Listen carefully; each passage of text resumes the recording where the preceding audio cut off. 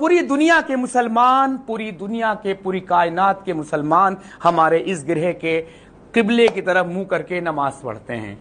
किबले की तरफ, काबे की तरफ रुख करके, मुंह करके नमाज पढ़ते हैं। तो किबला अपने आप में क्या है? एक पत्थर का ही तो है।